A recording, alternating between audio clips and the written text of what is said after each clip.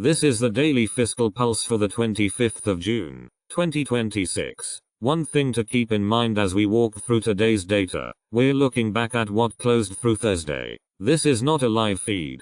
The story in markets right now centers on one clear theme: equities and how they are moving. There's been considerable discussion around what might be driving some of the S&P 500's unusual behavior this week, and that narrative is clearly having an impact on price action. But numbers don't lie, so let's turn to what the actual capital flows are telling us.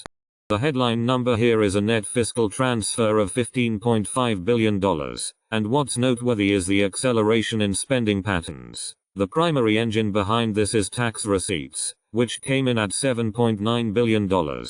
That's reflecting itself in the price action as well. E-mini S&P futures settled at 7,428, still sitting notably below the 20-day moving average of 7,490. Over a 20-day span, we're looking at a 385-point trading band that's been working lower. When flows and price are aligned like this, the message becomes harder to ignore. Zooming out gives us some valuable perspective. Government spending on a 5-day rolling basis is averaging roughly $5.7 billion daily. Stack that against the 20-day average of $3.9 billion per day, and you can see more currency flowing through to households and subsequently into the broader market. Year-over-year comparisons support this view. Spending levels remain essentially flat at $1,051.9 billion. There's no material shift in the fiscal backdrop that changes the equation.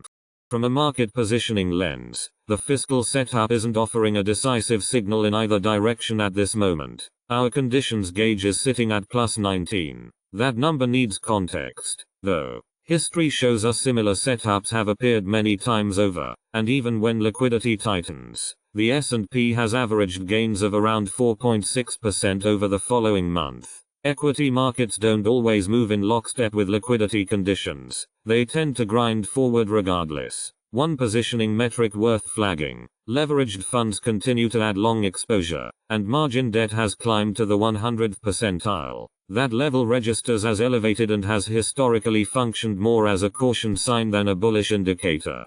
What does this mean in practical terms? Despite all the headlines around equities and market moves, there's a fiscal cushion in place. When the government is actively supplying liquidity to the system, negative news tends to get absorbed with less friction. A couple of dates on the calendar merit attention. The 30th of June will bring us to the month-end settlement window, a period that can meaningfully shift short-term fund flows.